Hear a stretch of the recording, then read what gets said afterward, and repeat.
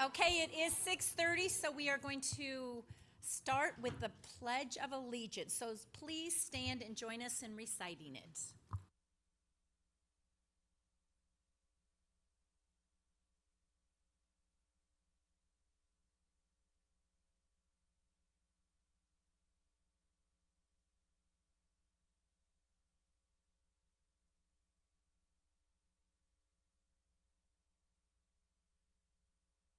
Thank you. We are now going to do our presentations, special recognition, and focus on the students.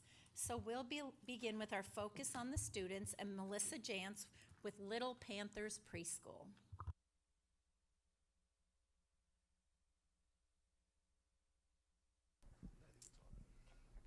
Good evening. My name is Melissa Jantz. I'm the principal at Little Panthers Preschool, and I oversee all of the Birth to 5 programs that we have through the district. And tonight we decided to go a little bit of a different route for our focus on the students, and we're going to talk a little bit about sixpence. When I've had board members out in the building this year, I've gotten a lot of questions on what is sixpence? Why is it called sixpence? We really serve kids starting prenatally. Yes, we do. So we have had the sixpence program in our district for 7 years now. It is a grant-funded program. It is a combination of public and private dollars at the state level.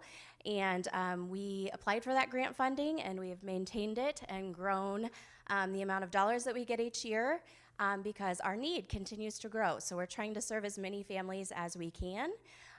Families in the program meet some type of risk factor, and so that's how they qualify, and we get referrals from all over, lots of different places.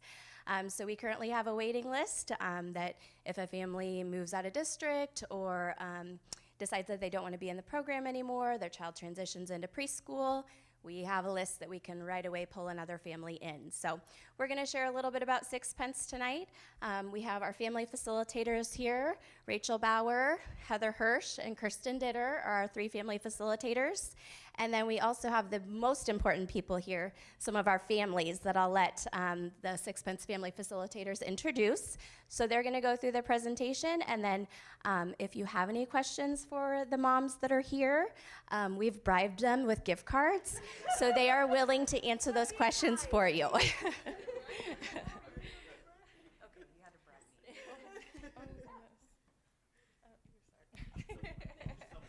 Yeah, go ahead.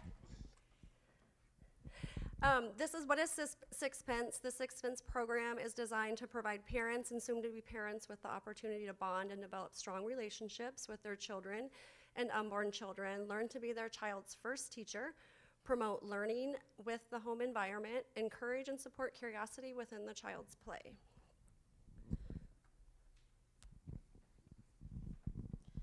So Melissa kind of touched a little bit about families that we serve. So these are our qualifiers for our program. So they have to meet one of these qualifiers in order to be eligible for our program. So the first one is prenatal moms or families who have children up to the age of 3, families who live in Norfolk Public Schools school district. So we're only able to serve that district. Children who are born prematurely or a low birth weight, families whose income qualifies for participation in like free or reduced lunch, parents who are younger than 20 or have not completed high school, and if the family's language primary means of communication is other than English. Some additional risk factors that we do have when considering families in our program is if a child or family has had any foster care, state ward, or DHHS involvement, if a parent's been incarcerated in the last year, if children have witnessed violence in the home or community, and family history of any mental health, alcohol, or drug addiction, or if the child is currently being served at and has an IFSP.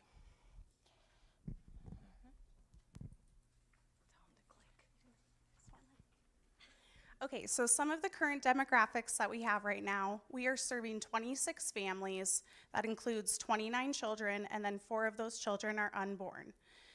In the teen parents, we serve 15 out of 26 of our families, so that's about 58% of our total there. And then we currently have 7 families on our wait list.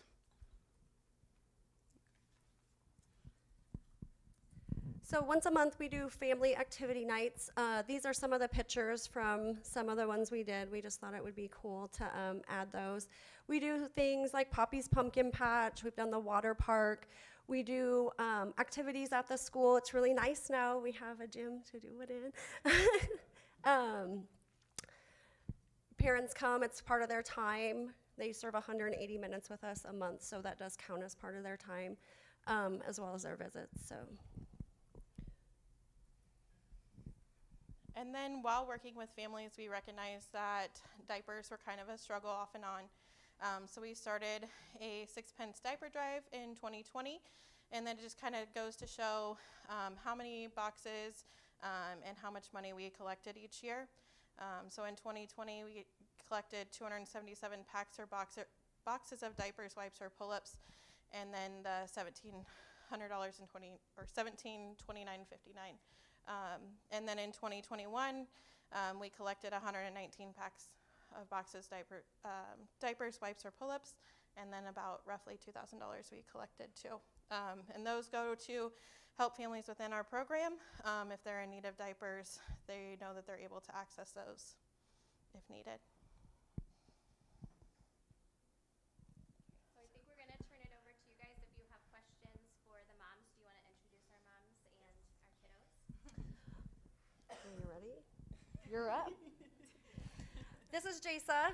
I have served 5 now of Jasa's kids, so we've built a good relationship, I think.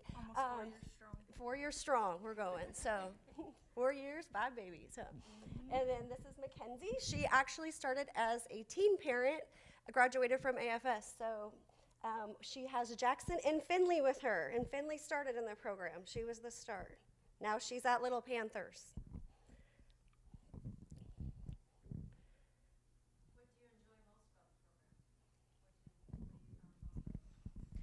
The most beneficial thing I would say is support, acknowledgement, and encouragement. My situation is a little different. We have a blended family. We have 9 kids altogether. He had 4, I had 3, and we have 2 together. That's why we have so many kids in the program, but she has helped us out tremendously. My kids look forward to seeing Heather, whether it be at a home visit, family activity night, even our older kids love seeing Heather. Just seeing her at the school helps them a lot. I think that's the most beneficial thing for our family. 6-pence kids do have the option to transition into Little Panthers. They have a spot for them, so we get a lot of our kiddos there. Do you want to answer?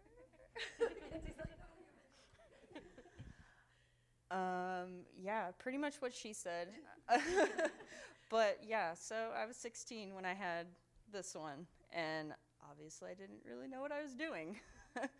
And I got introduced to the parenting class at Norfolk High, and then 6-pence came along, and they helped me out a lot.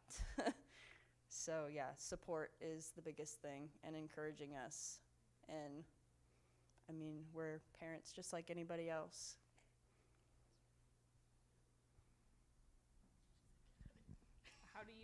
How do you envision that your current situation might be different if you didn't have the support that 6-pence offers?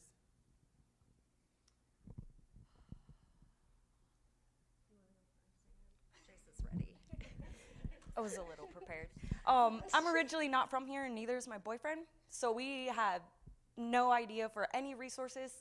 When we first became a couple, obviously it was a struggle to combine both of our families and have 7 children. And we literally have started from the bottom, and with Heather's support, advice, just for different resources around town, like, we have moved up tremendously in the 4 years that Heather has known us. And I don't think we'd be this far without her. Yeah. Yeah.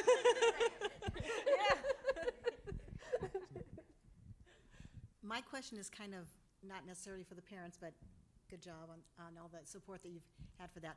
But you talked about you have a waiting list, and what's the criteria for the number that you draw for that you can't serve more kids?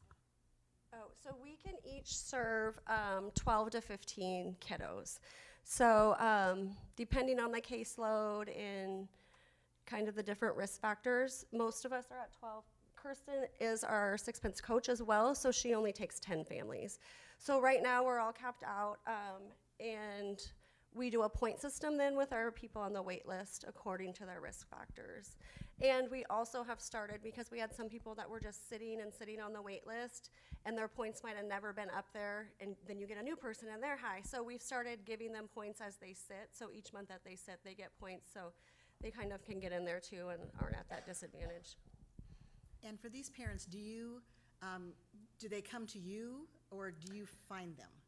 We get referral sources from DHS, from the high school, other families. Yeah, just kind of, we go speak at like probation meetings and kind of just go out there. The coalition, we'll be at the coalition meetings and just kind of get our name out there. So, yeah, DHS is a big referral. And by you getting your name out, that's probably why you have a wait list now, by people know Yeah. about you now. So that's Yeah. good for you. We've never really been like, oh, we don't have anyone on the wait list. What are we going to do? There's So do someone. the families like age out when your kids hit a certain age? Is that- Preschool. Yep. Oh, Then when they they go to hit Little preschool. Panthers. Yep. Okay. Yeah. And Sixpence is 100% grant funded. It does not come from Norfolk Public Schools funding. Melissa does a great job of writing that grant and seeking out that funding every year. And There's a room for Sixpence at the Panther? I don't remember. There is at the Panther Yes. preschool? Yep. We have an office and then we also have a classroom over there. We tend to do visits in the home, but if there's a situation where they just want to come there, or sometimes it's fun for them, just new toys, new area, so sometimes they come there. Yeah. And I think when the word gets out in the community, there's a lot of support. I'm not for sure how we got asked, but our company got asked to do a diaper drive. Yeah. And we put it on Facebook, and they couldn't even get the crib out of the office because there was so many, because people just, we That didn't is know so them. awesome. They would just say, hey, can we drop off our diapers? And it was so cool. It was Yeah. just, it was really great to know that the community is supporting you and Yes. trying to help you, and we hope you got a lot of diapers. Yes. Yes. That was actually going to be my question. How, as a board member, how can we help to facilitate a diaper drive, or how can we help in any other way to provide as just much support for all of you? Speaking to local businesses and having them reach out to us, get a hold of us, or giving us their name and we can reach out to them. Because really, right now, we just do a lot of cold calling or, a competition. Yeah. Competition at the school. We kind of do that. We do a jeans day. We It's do a a great jeans idea. day. So Yes. yeah. Yeah. Jasa has lots of good ideas for Nice me work, all the Jasa. time. Good work. She supports me too. Yeah, definitely. Is there also, Heather, is there any sort of requirement for, to maybe be a volunteer to help you in any setting? Or is it not really, you're kind of trying to keep it a little more with the people who are connected to the group? Or could you maybe speak a little bit to that? Your daughter actually volunteered at the Christmas. That's good the to know. Christmas event. Fantastic. Well, she was spending the night. So, That is fantastic. so we've reached out to Joy for books and stuff, and we have talked about that. Like, our Christmas event is a bigger event, and like Jasa comes, and sometimes she has all 9 of her kids, and we do a meal, so she's trying to get meals to the table. So it is nice to have kids there. So we did ask Malia and Kara to come and help at that one. So. Well, I'm super happy to hear that. Yeah. But I'm also thinking, and maybe thinking out loud a little bit of sort of I'm certain we have a number of kids within the district, and certainly at the high school level, who not only are maybe thinking about maybe early childhood education or any number of sort of career paths. Yep. Is there an opportunity to maybe connect those two things where they could get some volunteer hours and, like two birds type of thing? So that is something we have talked about, especially with the Early Childhood Career Academy. Like, we've been so focused on funneling those students into our classrooms, thinking, oh, they want to be a teacher.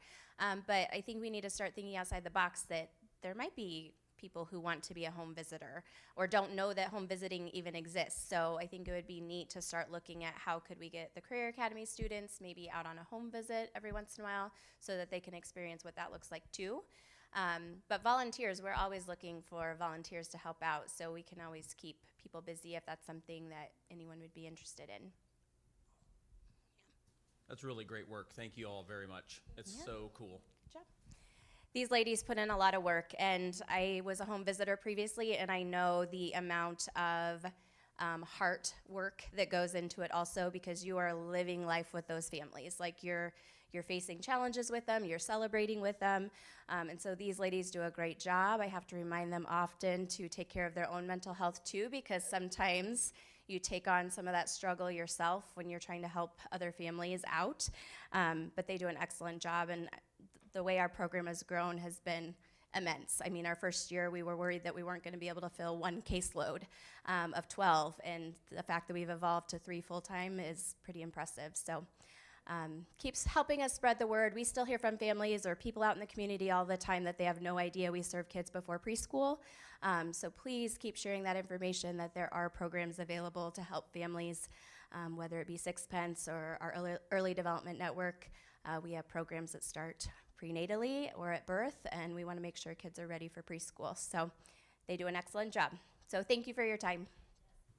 Oh, and you got great marketing items, so please be sure you show those around town too. You have a pamphlet that talks a little bit about Sixpence, so if you have additional questions, let us know. Make sure you're using your mug out in the community, and we have the best pens. Everybody asks for the refill on pens because I think they're pretty top-notch, so. And I just want to say thanks to the parents for coming.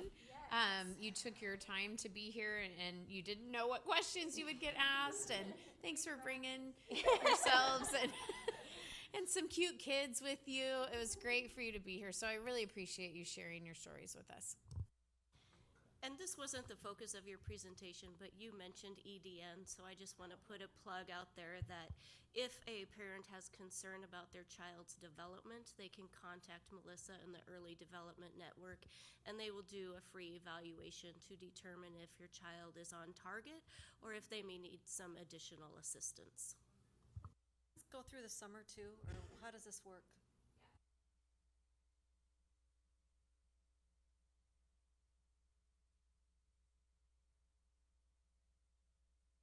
Promise to tell us what the name Sixpence meant or where it came from. You said it's a question.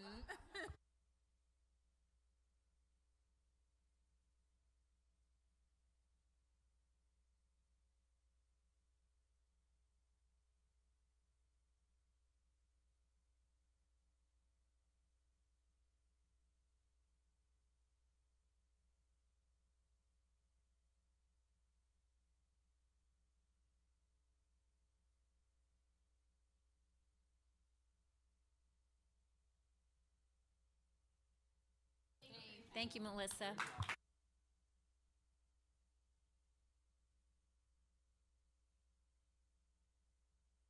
Okay, next we have the Award for Excellence. Angie Bauman, Director of Human Resources and Accreditation. Eric Wilson. Sorry, you're stuck with me tonight. It is my pleasure this evening to offer out our Award for Excellence. This is an award that we present 5 times throughout the school year to a staff member that is exemplary in performance of their responsibilities. This month's recipient and the final recipient of the year is Maria Moji. Maria is a guidance counselor at Norfolk Junior High. Along with this plaque that I have here, Maria will also receive a $50 gift card from Hy-Vee, our Award for Excellence sponsor. She and Dr. Jen Robinson will also have $500 to use to address a need at the junior high. Maria was nominated by a variety of staff members at the junior high, and I just want to list off a few things that were said about her. They were good things. Maria does such an amazing job of working with all students to make sure they are performing their best, but also making sure they are 100% comfortable in the classroom. Maria is very organized and does a great job of multitasking her duties, as well as meeting the kids who need extra support. Maria has been a great addition to the office of the students at Norfolk Junior High School. Whenever a student needs help, she finds time in her busy schedule to listen, provide guidance, and get them back on track to continue their day. Maria's positive and vibrant attitude helps her connect with students, staff, and parents. Kids really enjoy talking with Maria each day because of how well she relates to them. It is people like Maria that make the junior high a wonderful place. So, I will invite Maria and Dr. Robinson on up here.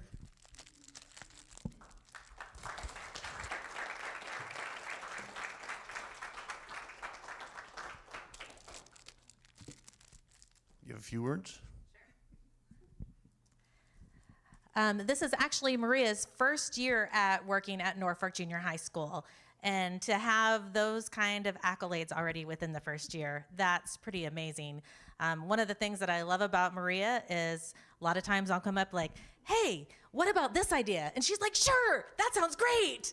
And she's still like that towards the end of the year. So we've got a lot of good things going. She has helped create the Panther Ambassador Program to give our students a voices, but also to help students feel welcome when we have new students come to the school. They have worked together with our student council and other groups to bring in No Place for Hate as we're talking to students. So we have a lot of different things that have been going on at our district and in our building, and Maria has done a great job of bringing people together. So congratulations, Maria. She has a speech prepared too, right? No. Hang on, I got one more. Oh, one more. Just gotta hold the microphone. Type down some of those comments that the teacher said, and here's the microphone. Well, I just want to say thank you so much. It truly is an honor to receive this award. And like Dr. Robinson said, even though I am in my first year, I have enjoyed getting to know the teachers and working with the students. So again, just thank you. It's been an awesome year.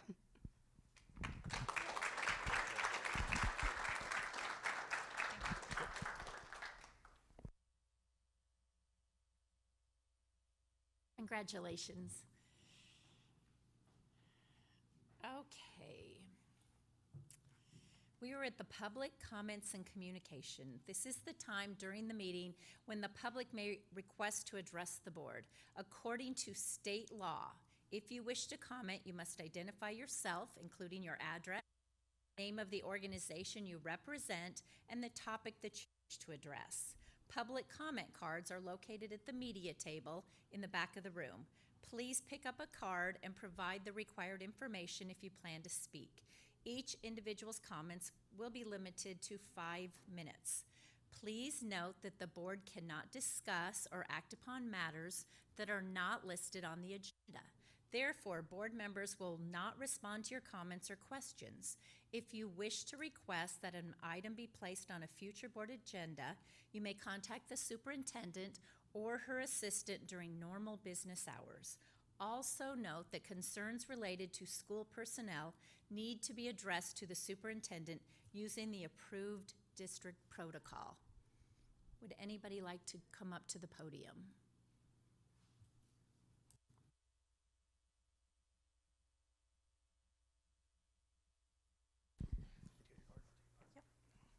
Do I need to tell them my name?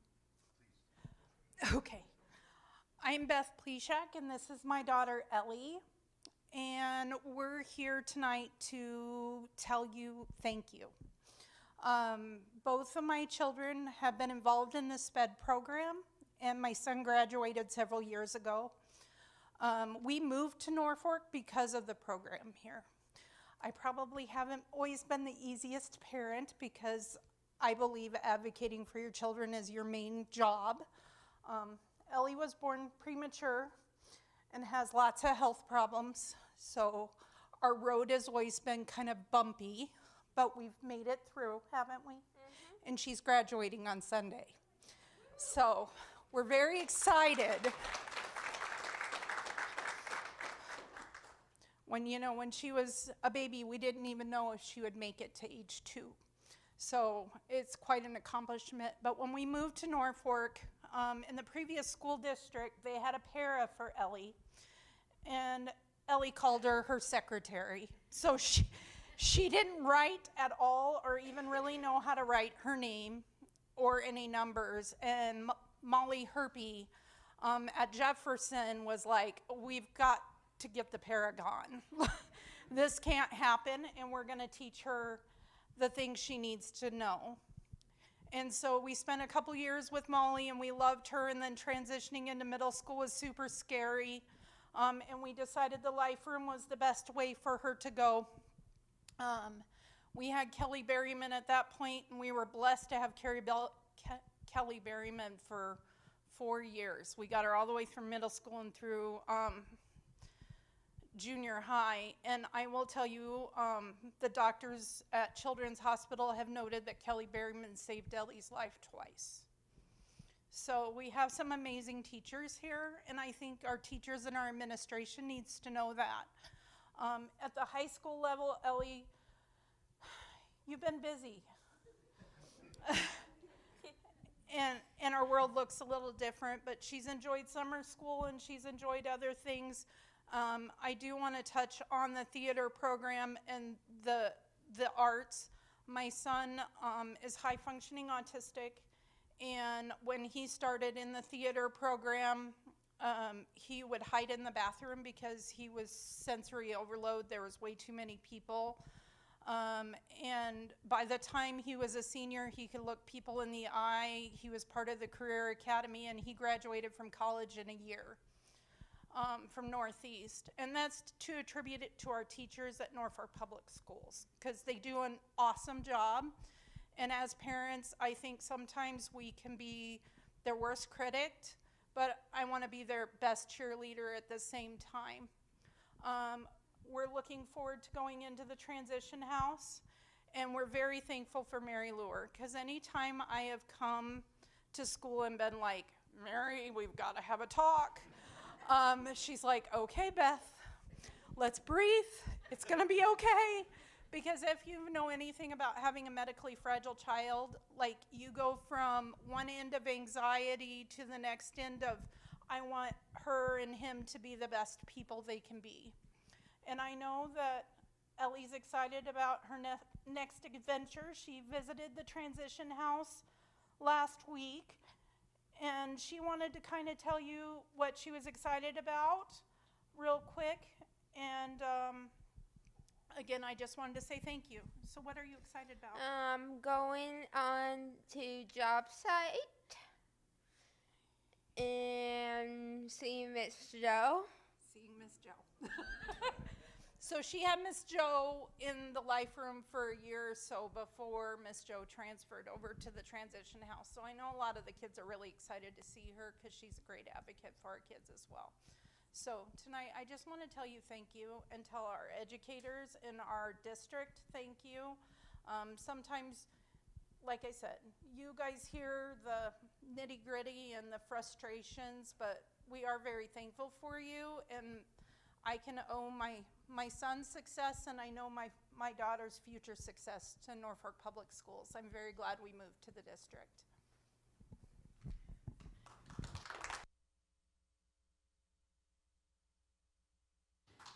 Thank you, Beth, and congratulations, Ellie.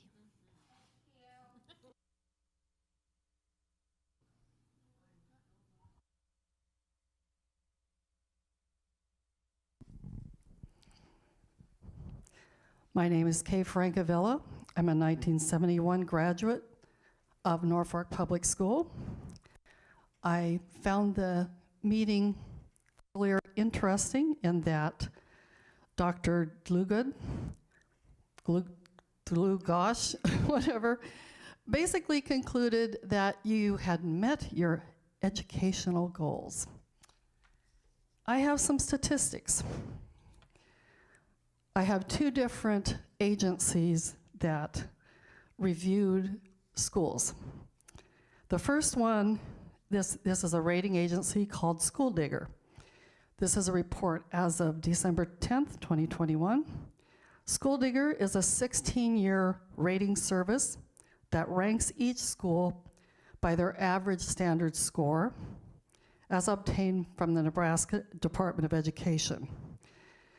In 2021, the score that our school got, this was, I believe, in senior high, 23.4, which was a rank of 171 out of 209 high schools, which was worse than 81.8% of the high schools. And I looked back through the years. In 2012, that number was 30.9. So it's gone down considerably.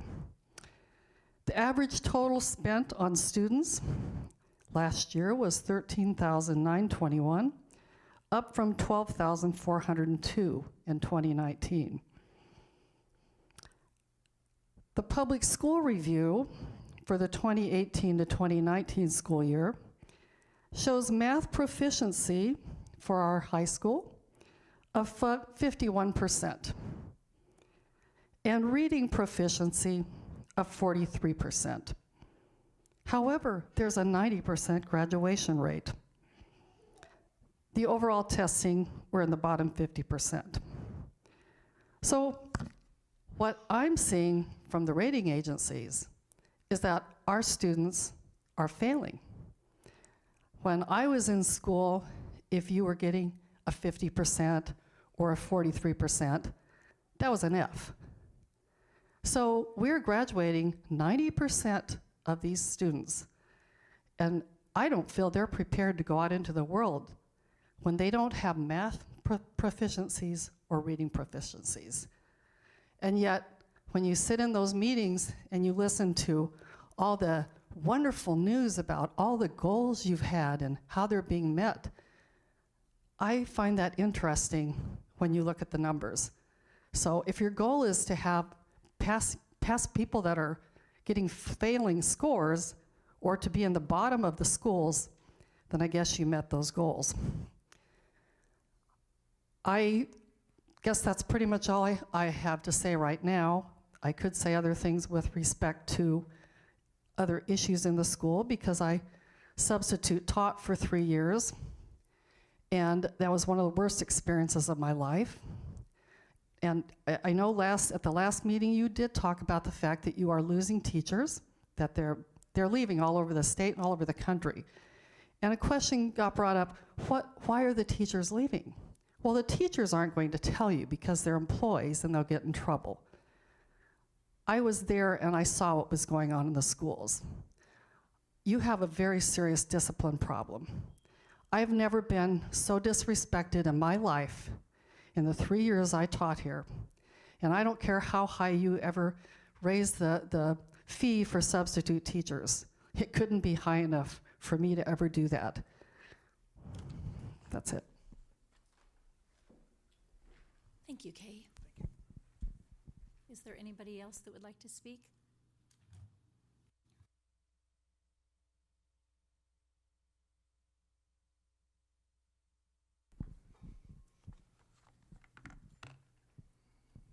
Apologize, give me a second here to get prepared. Okay, my name is Randy Deem. I just want to talk, first I want to thank Jamie Joe. After the candidates forum, I addressed some issues about the English Lit curriculum, and I talked about a couple books and a movie that were inappropriate, and Jamie Joe researched that, and she assured me that those books and that movie will not be part of the curriculum, even though they are in the textbooks you approved. So now that we got those three off, let's talk about the other ones on there. I would like to talk about, basically, we say we're not teaching CSE or CRT. Okay, you can say that because it's not called that. But the curriculum that you approved, if you want to look through the books that are on this table of contents, there are some common ones, The Great Gatsby, Farewell to Arms. Okay, yeah, I did those when I was in school. But in our neighborhood, very CRT based. The Old Cabin, again. The Negro Speaks of Rivers. I'm sure that's not CRT based at all.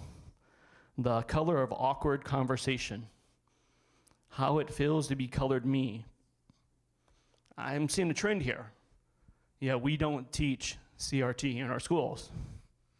I find that hard to believe.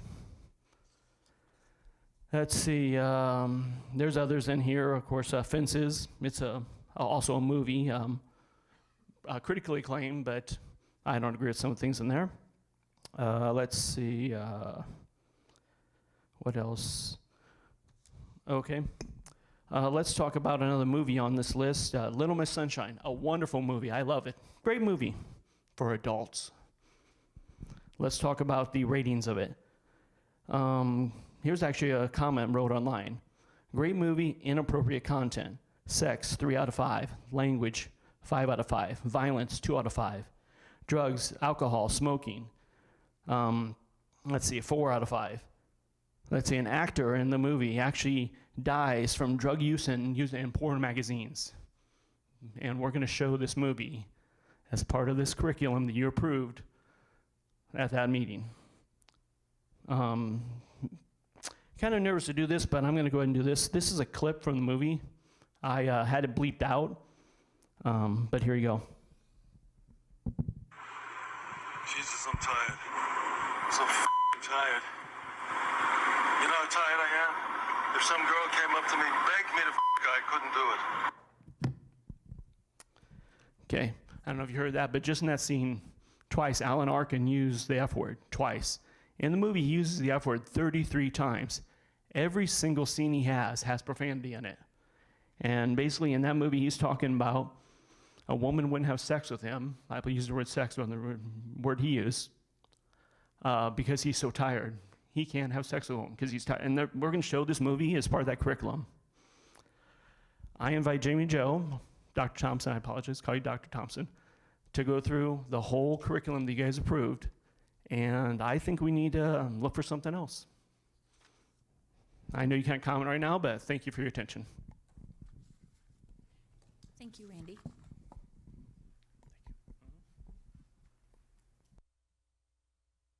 Would anybody else like to come and speak?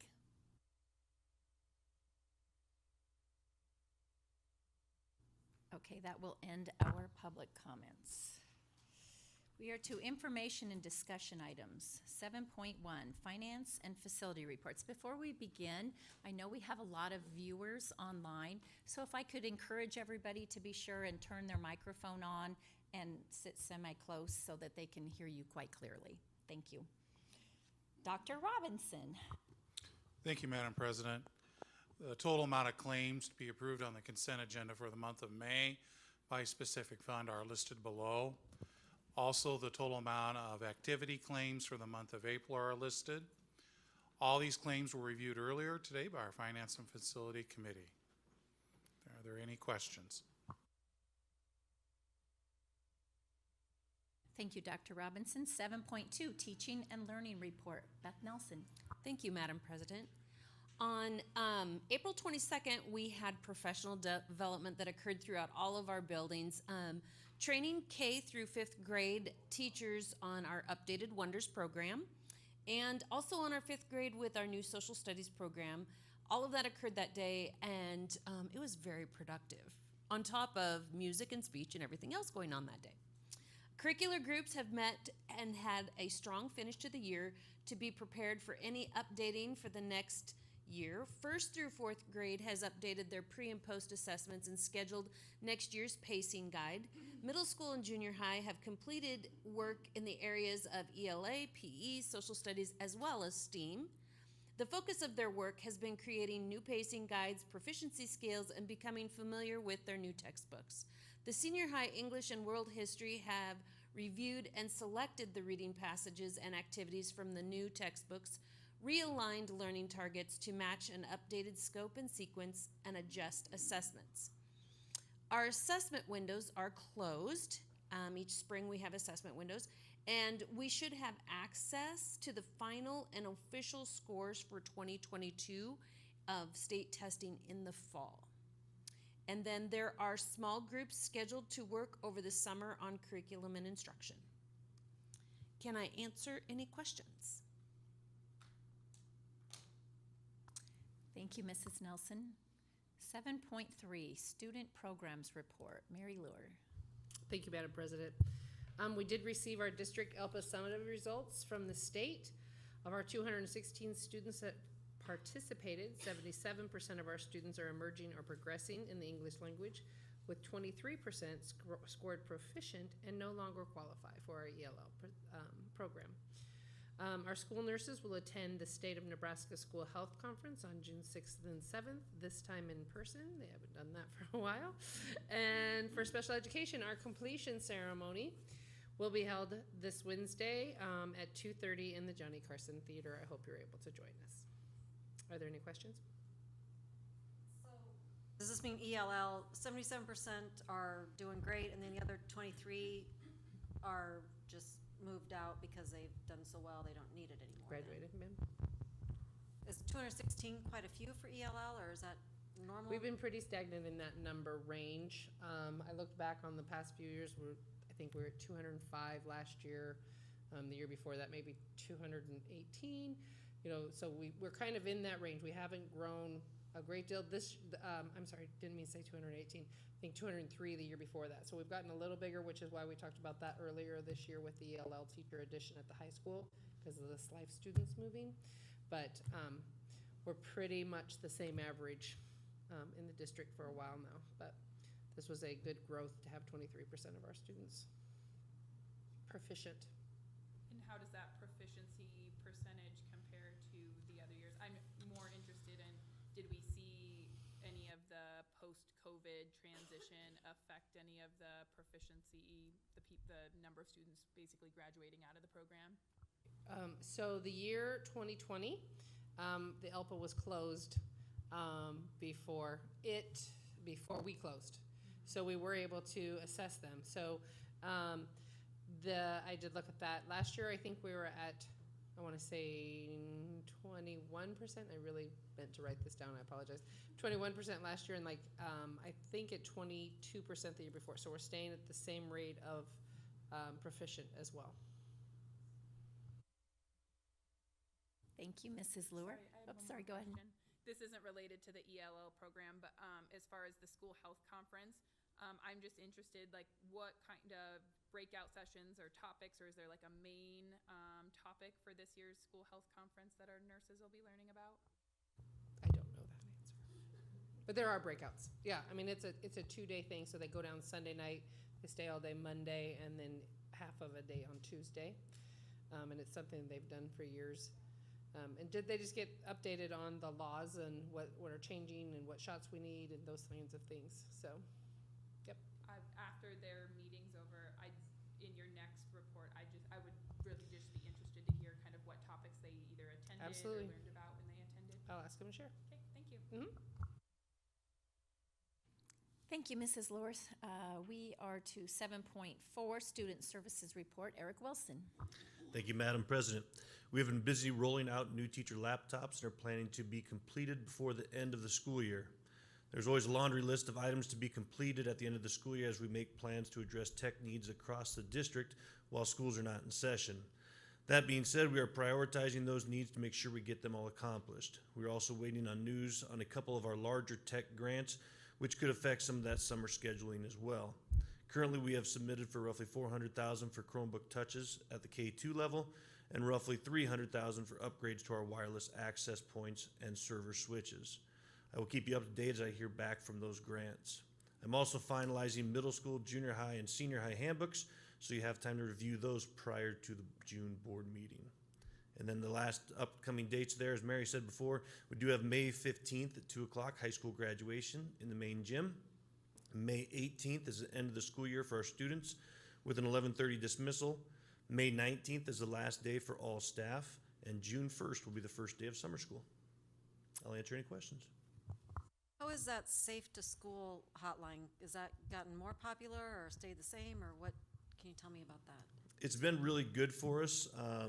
Off the top of my head, 20 maybe referrals that we've had, would you say? Maybe less. Maybe less than 20? I don't know. But we've been able to go through them, address the needs, and close those all out. Some of them get referred to law enforcement. Some of them have been referred to Department of Health and Human Services. Some of them we've just been able to handle in-house. But it's been a good transition for us. 20 since, what was it, January that we? Correct. I can find that exact number for you and let you know, but. I think it's helped the kids have another outlet. They feel comfortable calling this, and it's gotten the reviews that wanted it to.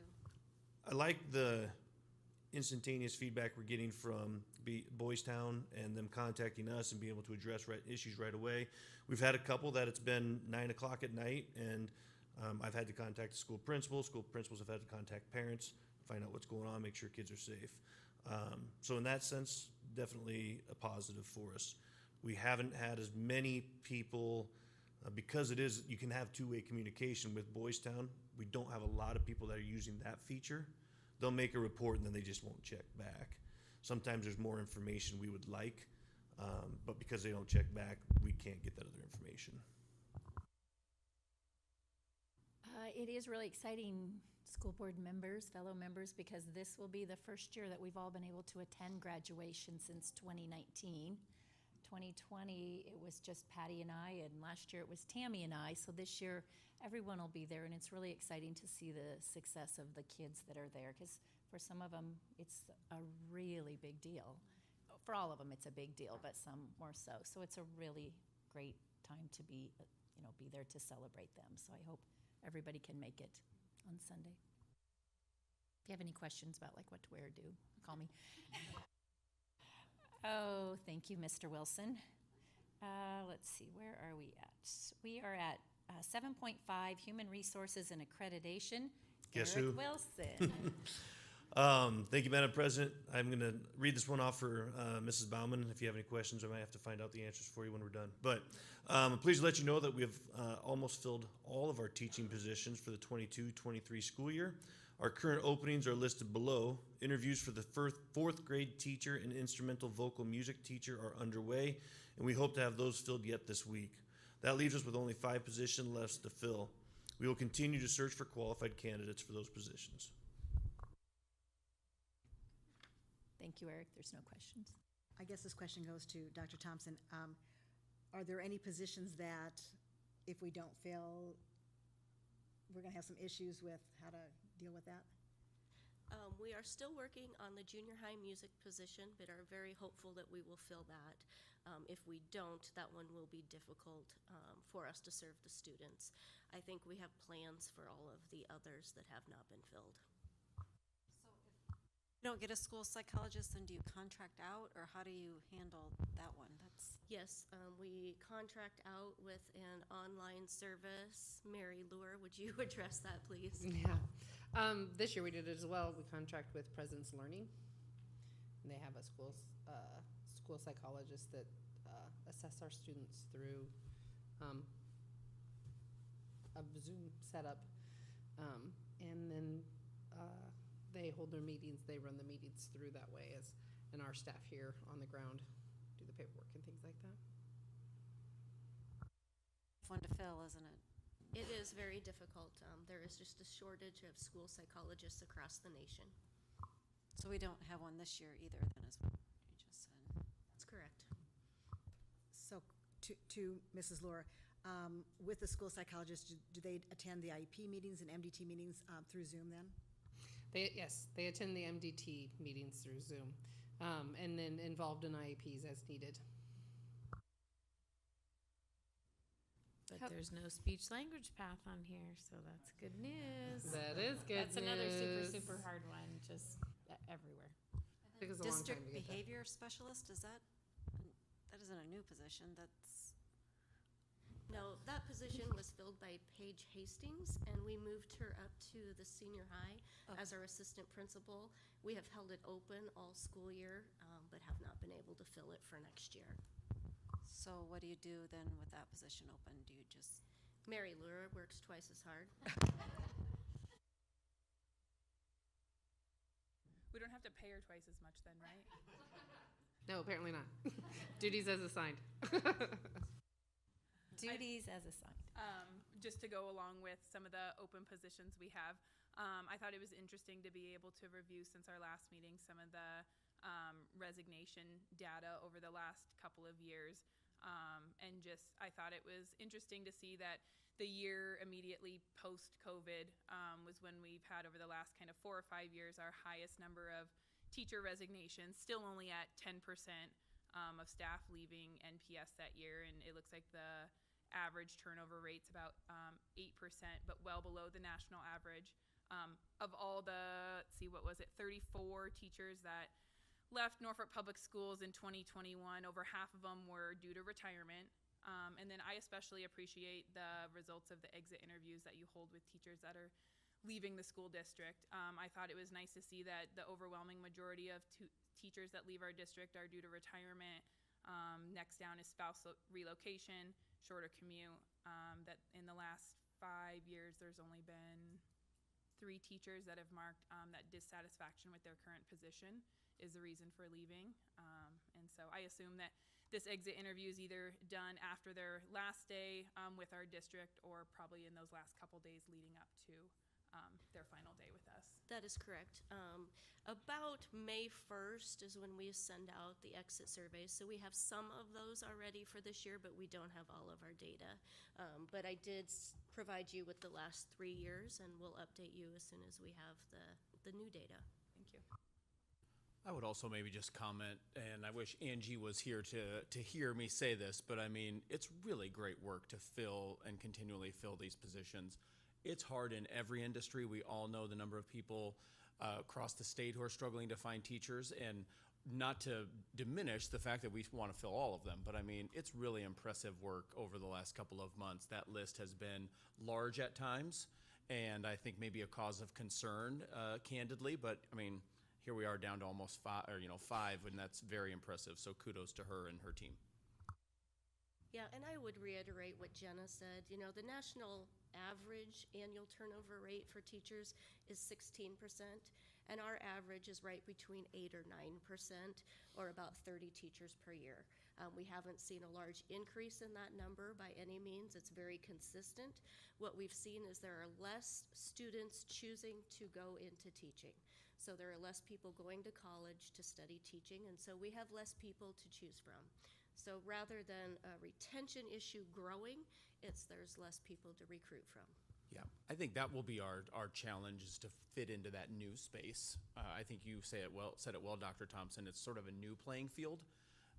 Not to say that it isn't important to continue to do everything we can to retain, but I think, yeah, when you're one of 15, maybe even 20 people going after one school psychologist, I mean, it's got to be A plus game, and but you also have to be really, you have to be a good steward of the resources we have. We can't just sort of throw money at every problem, and there's just a lot of factors that go into it. So it's an unenviable task, but I appreciate that all the work that goes into it.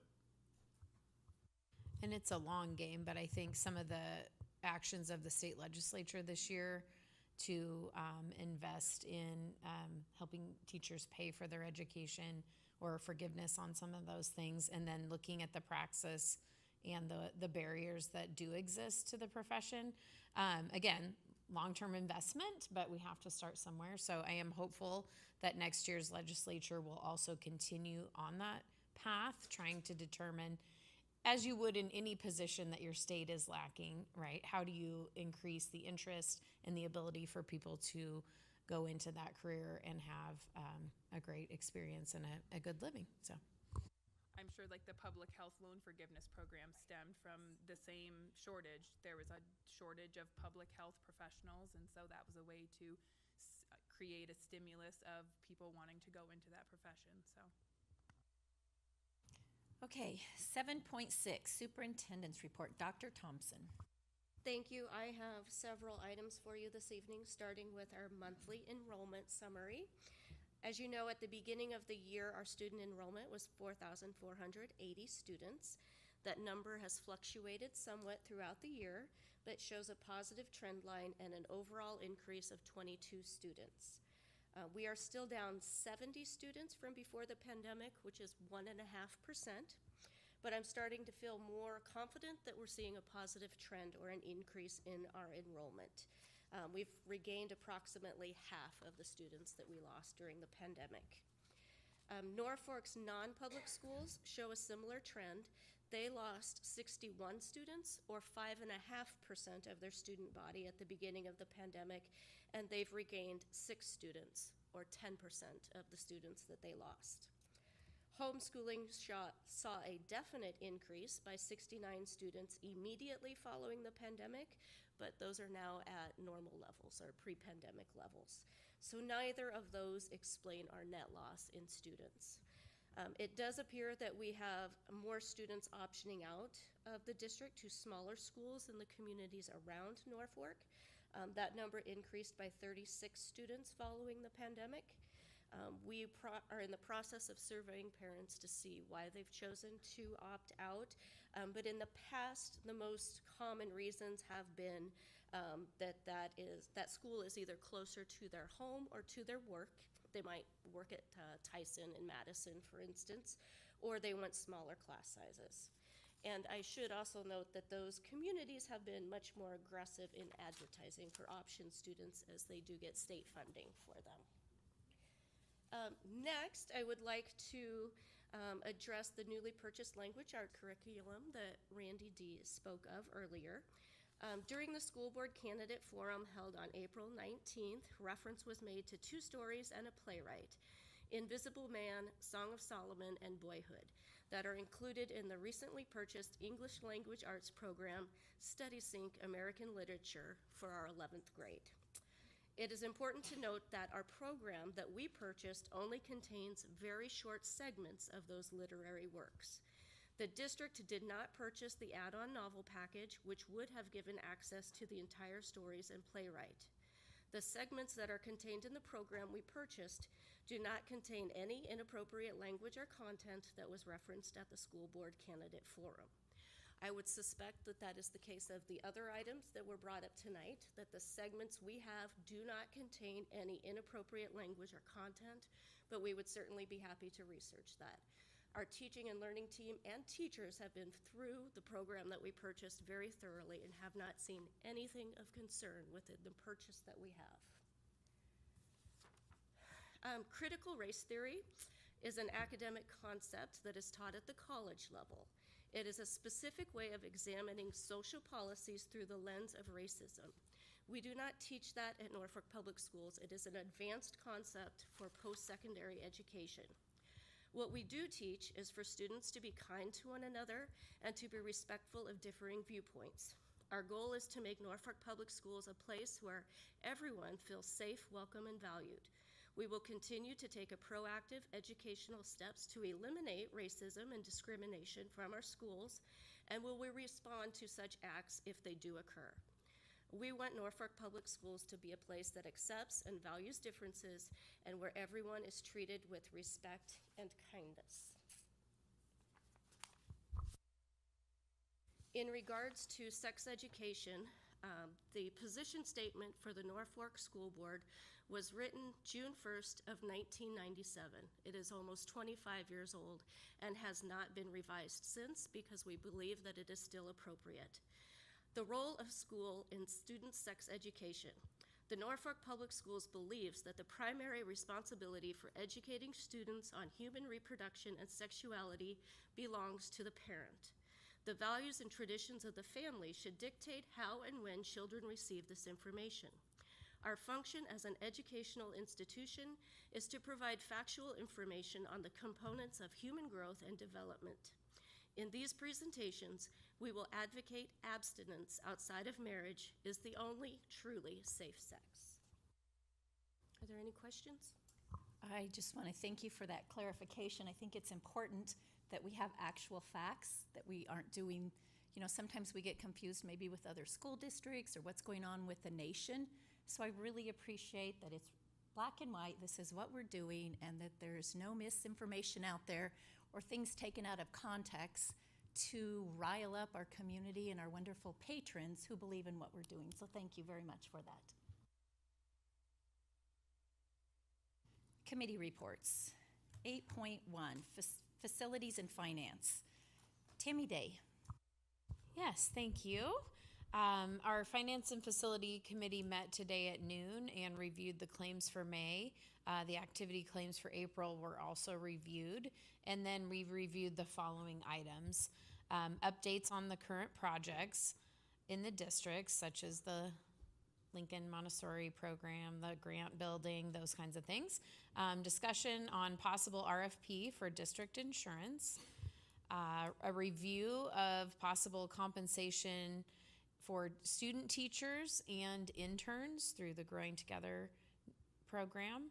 And then a discussion on upcoming budget development for 22-23 and new regulations on tax hearings that are coming down from the state legislature. Our next meeting will be Monday, June 13th at noon. I can try to answer some questions, and if not, I believe Bill Robinson would be able to help you. Are all of our current projects or ones that are supposed to be starting here shortly when school is out, is everything planned to kick off just as we would hope? Yes, that's what they told me at the last meeting. So, no, actually, with Grant and Lincoln, they feel really good. They've started what they call the closeout process, so they're anticipating substantial completion by early July, which is always good, so we can get ready for the fall. Bel Air and Junior High will be starting in different phases shortly after school gets out, in different capacities. So there's the timeline on Junior High is a little shorter than the timeline on Bel Air. It's just because of the size of the project. So, but That in junior high is mostly bathrooms, so those are important to have when you're in school session. it is a key element, Brenda. That's true, especially at any age level. But yes, so a lot of work over at the Bel Air area. They'll be closing the city street. Right, school gets out in front of the building too. So a lot of concrete things going on in that neighborhood. So my kindergartner has kept me updated on how many tractors. There's not like tractors, but there's like a little one. They're making some markings on the grass and stuff, and yeah, she's been keeping me in tune with what's going on at Bel Air. Man, wait till the fall. You'll get a lot of reports. So. Tend to start breaking ground right as soon as school gets out, June 1st in Bel Air. Is that correct? Well, I don't know if they'll actually have a backhoe there, but yeah, this summer they'll be starting with stuff. So they got to get all the engineering and all the surveying completed first. But yes, they would like to get a lot of the footings laid and so forth. Any updates from the city on how the road construction by the middle school is coming along? Well, they're getting after it. So as soon as school's out, they're going to tear up the street in front of the middle school. So it won't be done in the fall. They will work with, we're going to have one-lane traffic there, and they're going to try to get through it as quickly as possible. For summer school, we're using Georgia Avenue on our access road. So that will work. In the fall, we'll have meetings with the city and the construction company about where things are at, and we'll communicate with our parents to the best we can. It is what it is. The end game, we'll have a nice road there, and I think things will flow fine, but it's the construction process that's always tough when you have to live through it. Yeah. So. And the original timeline was never meant to be completed by fall. We've always known that wasn't always going to be finished by then. That is correct. Originally, they had talked about starting further down, and then the following summer would be our bad summer. It's in front of us now, so we're going to get through it earlier and then later. So that's the good side of it. Thank you, Mrs. Day. 8.2, Policy Committee Report. Dr. Hatfield. Thank you, Madam President. The Policy Committee met virtually to review the following policies: 5008 student attendance, 5415 bullying, 5416 student fees, 5417 school wellness, 6400 parental involvement in schools, 6410 combined district and school Title I parent and family engagement policy, and 6370 multicultural education. These policies are ones that we review every year per state statute. Only minor, non-substantive changes have been recommended. Our next policy meeting is to be determined. Usually we meet sometime in the summer after we've received any updates from our law firm regarding policies that are created through some of the more recent legislative session. Thank you, Jenna. 8.3, Government Relations Report. Dr. Hatfield. The 2022 legislative session has concluded.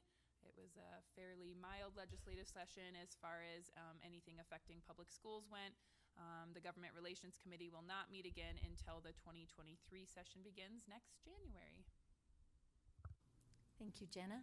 8.4, Activities Report. Brenda Carhart. Activities Committee met on April 25th. Mr. Irwin and Mr. Baronic provided an update on spring activities. Mr. Irwin announced that Norfolk Public Schools would receive the NSAA Participation Award because we have the most multi-activity participants in Class A. And that includes not only just sports, but that includes speech and theater and drama. And so yeah, just that they're in activities is a good thing. The committee reviewed the summer camp schedule and the gym ad agreement. By that means, advertising in the gym and the advertisements beside the The scoreboard, the committee discussed raising the prices for activity cards and gate admission for 2022-23 in order to help with the rising costs, but we decided to wait and see what other schools do in the Heartland Activity Conference, what they're doing, so that we can have consistency across the conference. Faith Regional Health Services will schedule our 2022-23 all sports physical night sometime in July for students. And that was our last meeting, and we also said goodbye to Mr. Baronic, because he's now going to go up and be middle school assistant principal. So that was his last meeting also. And he reported on junior high, and lots of kids in junior high sports too, so it's a good time for them to try things out, and they've been very, very busy, lots of activities in the junior high. That's good too. Thank you, Brenda. 8.5, Curriculum Committee Report. Mrs. Woodhelm.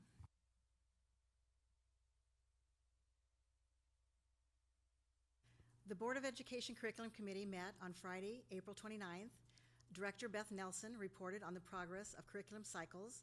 Multiple curricular areas have been working to update assessments and learning units for next year. We reviewed the course proposals for the senior high for the Panther Lunch class. Panther Lunch is scheduled opposite 9th and 10th grade students' lunch. The program curricula is titled Find Your Grind. The program will run for the 2 years, and it incorporates both career readiness and academic, social, and emotional learning. Units include examining personality and interests, setting goals, taking care of yourself, communication, digital reputation, and writing action steps for future pathways. Jared Oswald, an instructional leader, reported the research he had been doing on math standard development. The draft for Nebraska math standards should be available for public review on May 10th, today. It is expected that there will be an added emphasis on data and statistics in the senior high standards. Work has been completed by teachers to review, fill out comparability matrices, and select materials for the personal finances class and advanced placement English courses. We are currently waiting on final quotes before seeking approval to purchase from the board. Lastly, Beth Nelson communicated that she is sending out a letter to secure closure on the strategic action planning goal on target-based instruction and grading. The letter also includes a survey for committee members to respond to regarding their support or lack thereof on the goal coming to a closure. When you say the letter to the survey for committee members on the target grading, is that what committee is that? Sure, I can answer that if you want me to. A committee of administrators, teachers, students, and parents come together after the goal was originally formed, just to bring up some concerns that they had regarding the instruction and grading goal. And so we work through that committee to, one, help them educate and understand how the process works, and then also to reestablish the timeline for the implementation. And as mentioned before in study session, when we talked about that goal not being complete, like when we wrote the goal, we said pre-K through 12 would have this complete by 2023. Well, that particular piece of the goal has not been met and won't be met by 2023. And so we're doing the implementation process through K through 8. And then once we have that established and we watch the student data and we see how things come together, then we'll reconvene that committee to determine, do we want to continue moving the process forward in the senior high? So that committee was like a subcommittee from a bigger part. We just reestablished a group of people to do that. Did that answer that So clearly? that committee then will help decide whether we continue on with target-based grading Yep, or not. they'll be re-invited. There are some folks that have moved away, so we're going to have to, kind of re-invite some other people as well. But it'll be a little bit yet, and I can't even give you an exact time. Also explain the second paragraph with the math standard development. So does that mean that Nebraska's making new math standards? Right. So the Nebraska State Department updates standards every 5 to 7 years, more like 7, because it just takes a lot of time to do that. And math, Jared Oswald is a prior math teacher in the senior high, and so that's kind of his easy hand in terms of studying items. So he had just been reviewing and studying how they had come about, some of the adjustments that they were working on for updating standards.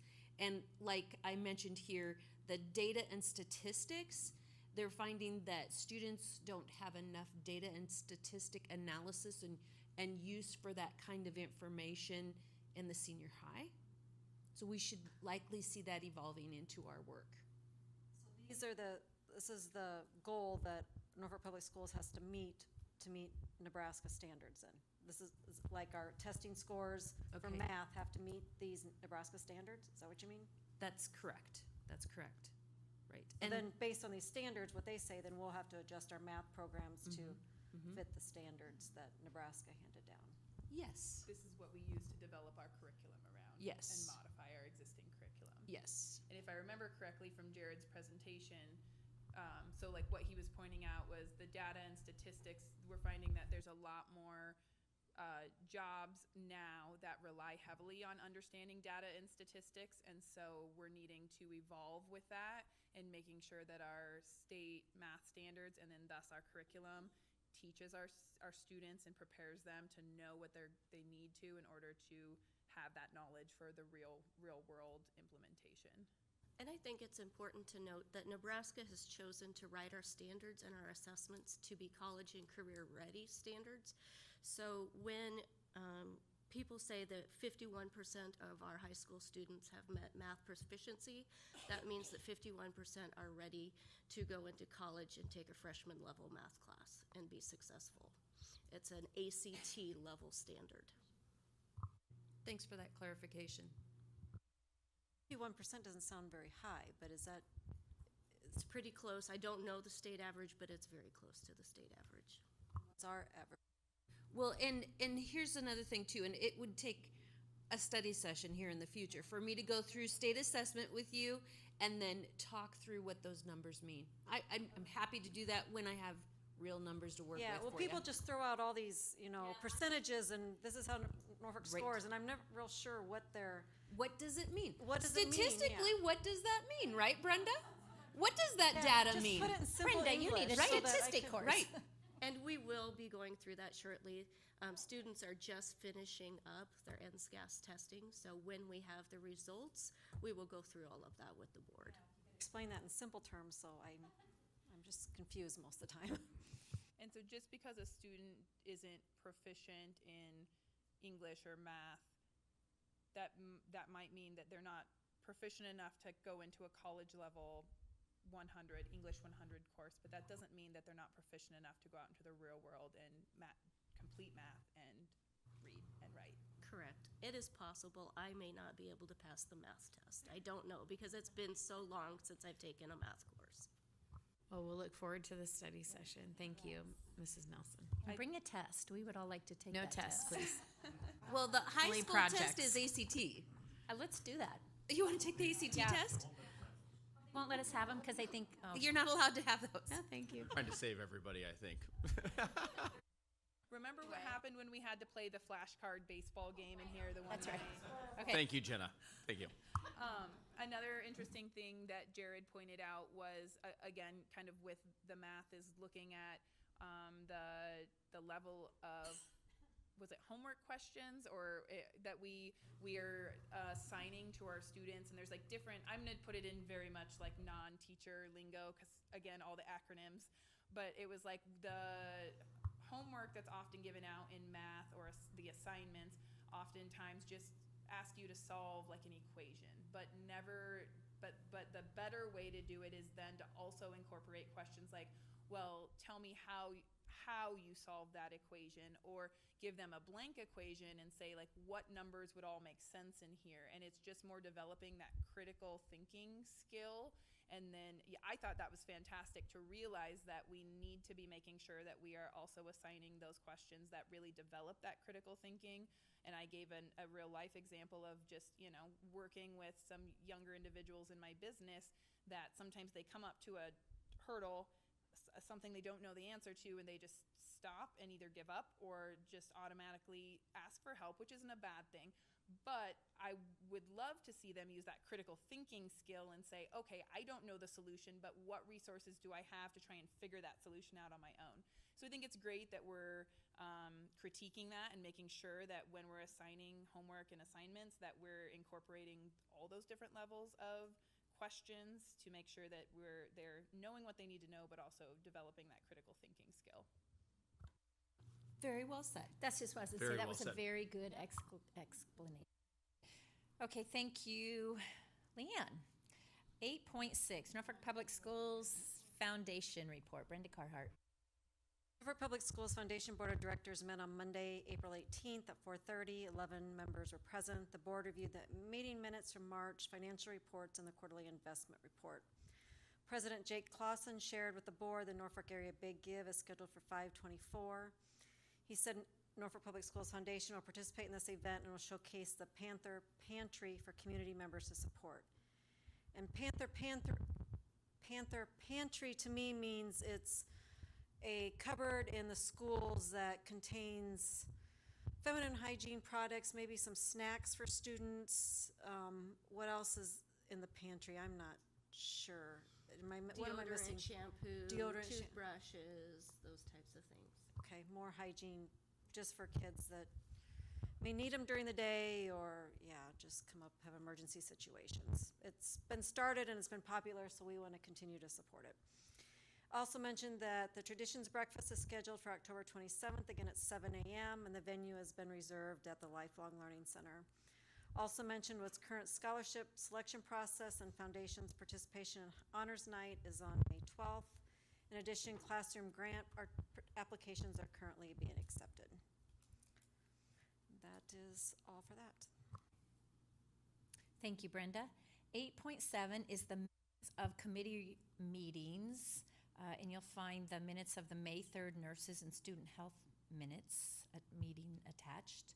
We are to 9.1. We are into consent agenda. The minutes of our previous meetings on April 11th and April 28th are there. 9.2 is personnel, and we do have a contract to approve. Yay, Dr. Thompson. Yes, I have one contract for your consideration this evening. It is Chelsea Green, 2022-23 Elementary Media Specialist for Grant, Westside, and Washington Elementary Schools. And we do have several contracts out that we're waiting to get back, so we will need to meet again this month. So there will be a second meeting of the month. 9.2 is resignations, and there are none. 9.3 is claims, and Dr. Robinson. Thank you. Attached are the claims for the month of May. As stated earlier, Finance and Facility Committee did review these earlier today. We do have two conflict statements for this month that will need to be read before voting. I make a motion to approve the consent agenda. I'll second that motion. We have a motion by Tammy and a second by Jake. Is there any discussion? That's you. Out of an abundance of caution, I hereby declare a potential conflict of interest, and I am abstaining from voting on claims number 167 for the month of May in the consent agenda for this meeting. I have signed and filed this written disclosure with the Secretary of the Board. It is my intent to vote on all other remaining items listed on the consent agenda. My vote on the remainder of the consent items should not be taken as a vote one way or the other on the items which I have identified or any of the matters set forth therein or related thereto. Out of an abundance of caution, I hereby declare a potential conflict of interest, and I am abstaining from voting on Claim 796 for the month of May in the consent agenda of this meeting. I have signed and filed this written disclosure with the Secretary of the Board. It is my intent to vote on all other remaining items listed on the consent agenda. My vote on the remainder of the consent items should not be taken as a vote one way or the other on the item which I have identified or any of the matters set forth therein or related thereto. Please vote.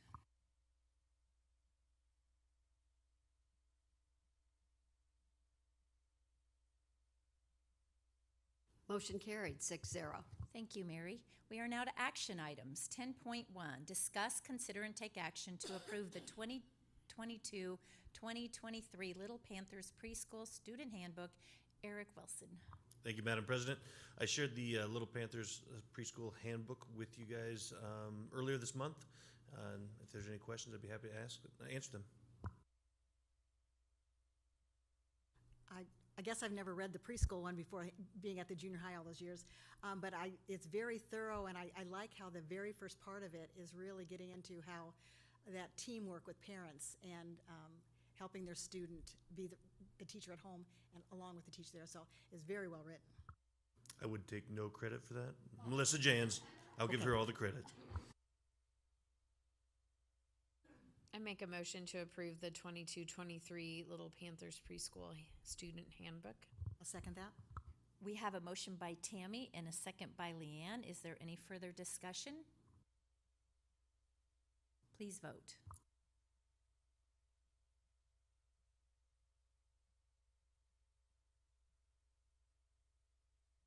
Thank you, Mary. 10.2, discuss, consider, and take action to approve the 2022-2023 Elementary Student Handbook. Mr. Wilson. Same thing with the elementary handbook, very minor changes that were in that handbook as well. So again, I'll answer any questions you may have. I had a question that I had reached out to Mr. Wilson last week about. It was regarding our cell phone communication devices section, just because that was a larger section that we had made edits to. I'm going to share just a little bit of your response because I think it totally made sense, and I was very appreciative of the clarification you made for me. I didn't disagree with the changes. I just was interested to know why the update to that section. So he just pointed out that especially at the elementary school level, we don't have a lot of issues with cell phone use in the classroom, but now with the added technology of the watches, that is an area we've never had to have a section on necessarily in our handbook prior to. So the changes that are made in this year's handbook just kind of broaden that to allow for the section to encompass watches, and then just the different levels of basically intervention.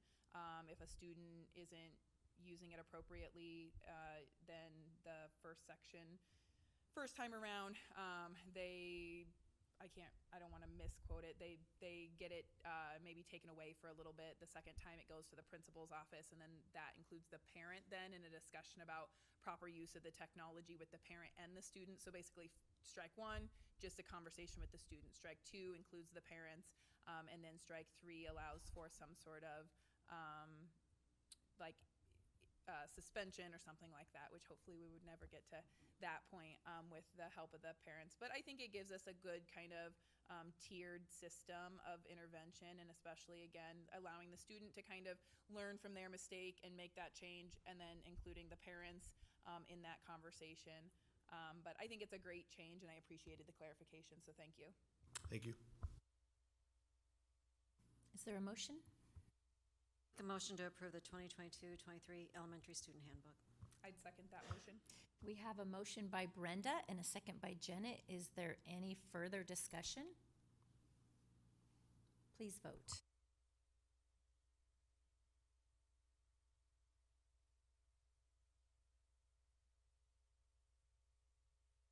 Motion carried, 6-0. We are to 10.3, discuss, consider, and take action to approve the purchase of curriculum materials for Panther Lunch. Mrs. Nelson. Thank you, Madam President. As reported just recently by Leanne, Panther Lunch is a half-period course that runs opposite the 9th and 10th graders' lunch period. The curriculum taught during this time has varied over the past years. It has included a program called 8 to Grade, and most recently Dave Ramsey's personal finance course items. Because we are now required to teach personal finance as a full semester course, and the 8 to Grade would require updated and laborious training, we have selected a program called Find Your Grind. This program can be taught by any teacher with minimal training and preparation. Find Your Grind curriculum, as reported earlier, incorporates both career readiness and academic, social, and emotional learning. I recommend the approval of this curriculum program. I'll make a motion to approve the purchase of curriculum materials for the Panther lunch. I'll second. We have a motion by Tammy and a second by Jake. Is there any discussion? Yeah, what does it cost? It's just a $3,000 fee, and it's online. So the thing that's pretty neat about it is it's adaptive. So if it asks questions about their interests, what they're interested in, then it dives into, like if Jake is interested in healthcare, it dives into activities that are related to healthcare. Kids just sit at a computer and type in answers? Not completely, no. It's teacher-led, but the concept of the day might be the same concept, but each of your individual interests are going to be different.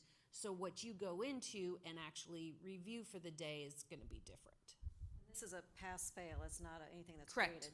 It's a pass-fail course, right? And this is also intertwined with some of the Career Academy things that happen in the, this isn't like a rigorous, everybody's nose is in a computer. Because there are days when an Austin Castleberry has come and spoke to study session about, he'll go in and they'll have a speaker, and a speaker will visit with students about a particular career field or a business in town. So it's what's happening when those other things aren't happening as well. And when you say opposite lunch, you mean, like, so they do lunch the first 20 minutes and then the second 20 minutes they do this? Correct. Okay, so their lunch period is, and then do all kids come to this, or what if they're in jazz band, or if they're in? There are some students that choose the elective of jazz band, and they will not be in this course. That's what I thought, that not everybody. And that's why it can't be a required course Okay, either. you're right, okay, can't be required, it's just more. So do you have a teacher hired just for this, or is it you just kind of? Nope, it depends upon how scheduling goes, really. That was And- actually one of the, I'm sorry to interrupt you, Yeah, Beth. go That was ahead. actually one of the features we talked about in the curriculum meeting, is that because this wouldn't require nearly as much training as the 8 to great and some of the previous iterations, that we might actually have a little more engagement from the staff and be able to, oh yeah, I will do that for my, period off. And obviously, we're not trying to take away planning time or anything like that from the teachers, but hopefully this is something that they could do with minimal amount of training, but yet keep the engagement level high for the students, which I think is obviously the main point. So I thought there was a lot of really good points made by Beth and certainly Jared again, as we've talked about. He made tons of great points during that meeting on a lot of different things. But yeah, this seemed to be the most simple, and I mean that in a good way. I think the easiest thing for us to get a high level, sort of a high ROI for maybe a minimal engagement level on our teachers' part. 3,000 per year, or 3,000, or just one time I fee? think it is 3,000 per year, but I can double check that for you. And this would come out of the general fund from the senior high building. I've heard lots of good things about the 8 to grade too. I like that program with Dave Ramsey. I've heard kids enjoyed it and learned a lot too. So I'm kind of sad to see that one go, but. I think the biggest thing that it sounds like that we were finding with some of the teachers is with the 8 to grade and the Dave Ramsey is depending on what subject that teacher is most comfortable in teaching. Maybe they're a social studies teacher, but they still oversee this little half hour of lunch period, kind of like a homeroom. So either if we didn't have anything, the students would just be like sitting there for their 30 minutes.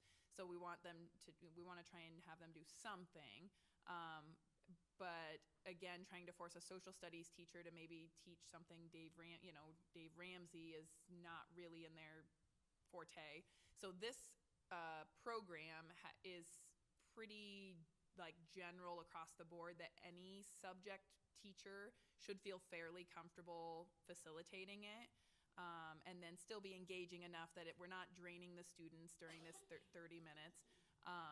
And then also we're providing some continuity then, so that no matter like whose homeroom you're in, you're all getting kind of the same thing. Because before with the 8 to great and the Dave Ramsey is like maybe depending on whose homeroom you were in, maybe you were getting a different version, or maybe you were getting much more out of it than other classes were. So this provides kind of just that more, consistency. And we do have the personal finance classes starting for this year's sophomores, so. Yeah, it makes sense. They'll Yeah. get a lot of for that in their new class. Okay, please vote.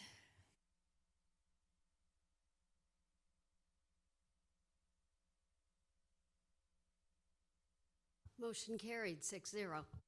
Mary. 10.4, discuss, consider, and take action to approve the first reading of Board Policies 5008, student attendance, 5415, bullying, 5416, student fees, 5417, school wellness, excuse me, 6400, parental involvement in schools, 6410, combined district and school Title I parent and family engagement policy, and 6370, multicultural education. Dr. Thompson. Thank you, Madam President. State statute requires that the board review these policies every year. Only minor non-substantive changes have been made to correct formatting errors. Therefore, the Policy Committee recommends that their first reading is approved tonight. I make a motion to approve the first reading of the board policies 5008, student attendance 5415, bullying 5416, student fees 5417, school wellness 6400, parent involvement in schools 6410, combined district and school Title I parent and family engagement policy, and 6370, multicultural education. I would second that motion. We have a motion by Brenda and a second by Jenna. Any discussion? Please vote.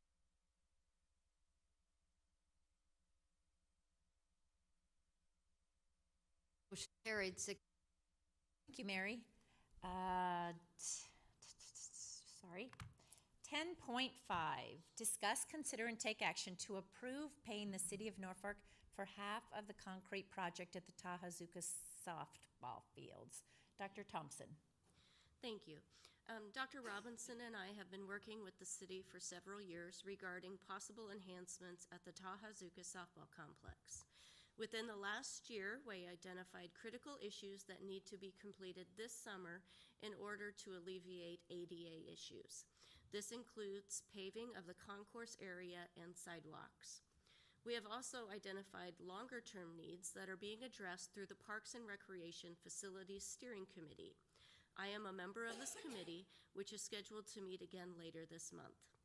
Draft concept drawings were shown at our April meeting, which keeps our existing fields in relatively the same location, which means that we should not need to tear out the paved concourse and sidewalks in order to accommodate the expansion later on.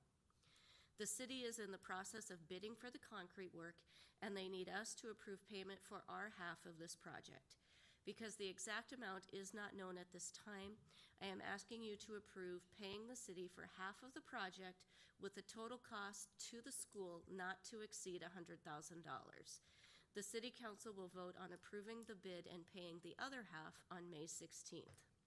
This should allow us to complete the concrete concourse and sidewalk this summer, alleviating ADA concerns and showing patrons that we are committed to improvements and enhancements to our softball facilities at Tahazuka.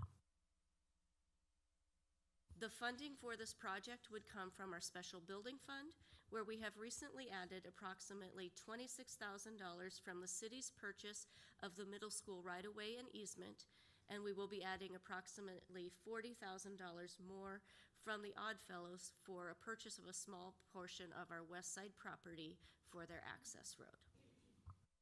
And I think it's important for any of those who maybe haven't been following along or jumping late that we did research several options, because obviously the school does not own the property, the city does, but we contract with them for our girls softball, but it's very important that it's safe. And so to work, we are going to have part of our share, and so that's why we're doing it. But we did research other property we owned, perhaps buying something, but those costs were so high, and we have a pretty softball field out there. We just need some glitches fixed. So just for anybody that thinks that we're just going, well, let's do this, we've done extensive research for, how long would you say? Years, yeah. Economically, we have a great relationship with the city. We have a shared football stadium, we share softball, baseball, tennis, we use Skyview Park for cross country. And you look at other communities where everybody builds their own little pea patch. I don't know how friendly that is to the taxpayer, where we have facilities that we use. We just have to keep working with each other to get them to the highest level we can, and that they have multi-uses. And I believe that's what we're doing here once again. Where will the other 36,000 come from? The building fund. I would also maybe just add that I know there were several parents involved with the softball program, and I think that a lot of them really took the time to do their own research and bring real viable options to the administration. You know, I know there was also some complaints, and they were valid, but I think they also came with solutions. And I just really appreciated that from a number of the parents of, you know, to me, that's how things get done. You know, we kind of all work together and people bring solutions and we look at options. And so I think it was a very good process. Lengthy, not trying to discount that part, but I think we've come to a good conclusion. I'll make a motion to approve paying the city of Norfolk for half of the concrete project at Tahazuka softball fields, with the total cost not to exceed $100,000. I'll second that. We have a motion by Tammy and a second by Leanne. Is there any further discussion? I just thank everyone involved in those collaborative processes for our city and all the schools in our district, not just Norfolk Public Schools, benefit from that. And if you're interested in the Parks and Recreation upgrades, I think more coming soon, so pay attention locally for those updates. Okay, please vote.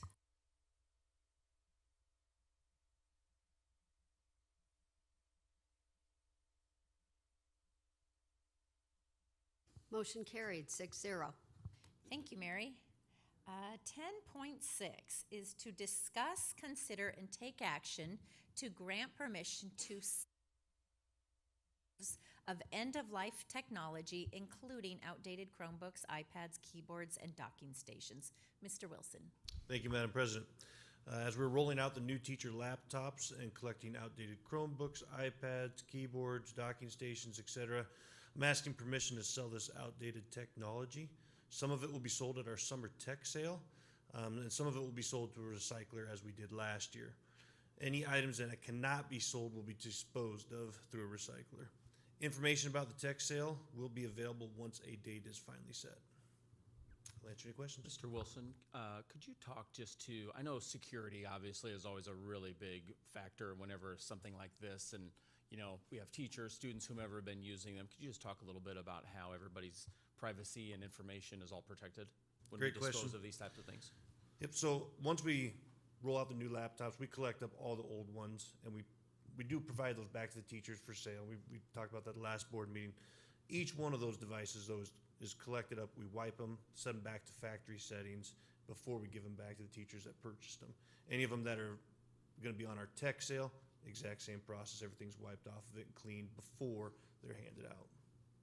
Thank you. Appreciate that.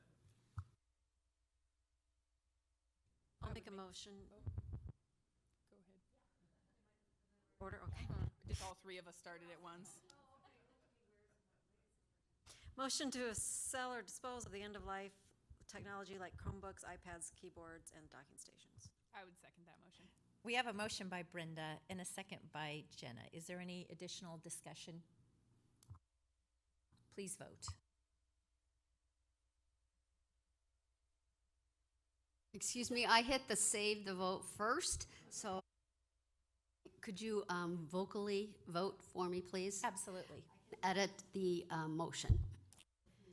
Brenda Carhart? Yes. Jake Clausen? Yes. Tammy Day? Yes. Jenna Hatfield? Yes. Leanne Whithelm? Yes. Sandy Wolf? Yes. Motion carries 6-0. Thank you. Thank you, Dr. Thompson and Mary. Okay, 10.7 is discuss, consider, and approve a revision to the 2022-2023 calendar. Dr. Thompson. Thank you. I am requesting a small change to the 2022-2023 school calendar. Our current 2 o'clock dismissal time on Staff Appreciation Day does not give us enough time to recognize staff before coaches need to leave for practice. Therefore, I am asking permission to have a 1 o'clock dismissal on Wednesday, May 3rd, 2023. Because we already have early outs every Wednesday, this would only be a 1-hour change and would allow us to fully recognize all of our staff. I would make a motion to change the dismissal on May 3rd, 2023 to 1 p.m. instead of 2 p.m. Second that. We have a motion by Jake and a second by Leanne. Is there any discussion? I would just say thanks real quickly. I know that was it was such an awesome afternoon, and if there was one small thing, it was that so many people had to leave, so I think this is a great change. And kudos, that, I agree, as a former teacher, that was an important day to see my colleagues get recognized for their years of service, and so I appreciate this not being a hurried up event just to get done. Okay, please vote.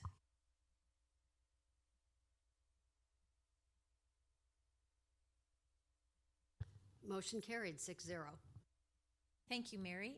And 10.8 is to discuss, consider, and take all necessary action with regard to litigation against construction contractor and bonding company relating to the high school HVAC renovation project. Dr. Thompson. Thank you. Norfolk Public Schools has determined that it is in the best interest of the district to take legal action against a construction contractor for defective work. Strobel Energy Group was awarded a construction contract in late 2020 to replace portions of the HVAC system in the high school building. It has been determined that the HVAC equipment installed by Strobel Energy Group does not function properly. The school has made efforts to engage with the contractor to assist the contractor in finding a solution to the problem. Unfortunately, the school now has to resort to legal action to obtain an appropriate remedy. Because this is a confidential legal matter, I cannot provide any additional information publicly. However, I want the public to know that this issue has been discussed at length during numerous executive sessions. If any board member would like additional information prior to voting, he or she should request that we table this discussion so that we can go into executive session. Motion. I make a motion that the Board of Education for the Norfolk Public School District should and does hereby approves, authorizes, delegates to, and directs the superintendent of schools or designee, along with the school district legal counsel, to initiate and commence litigation against Strobel Energy Group, LLC, Western Surety Company, and other possible defendants relating to the selection, installation, and construction of certain renovations and improvements to the heating, ventilation, and air conditioning system at the high school facility, and to take other actions as are deemed necessary and in the best interest of the school district relating to said litigation. I would second that motion. Okay, we have a motion by Leanne and a second by Jenna. We really can't do much discussion, so please vote.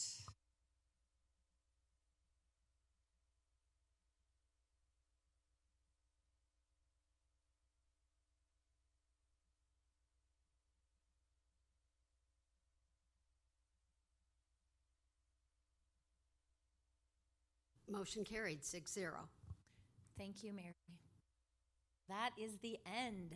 The second monthly meeting of the Board of Education has been scheduled, not tentatively, has been scheduled so we can approve contracts for noon, Thursday, May 26, 2022.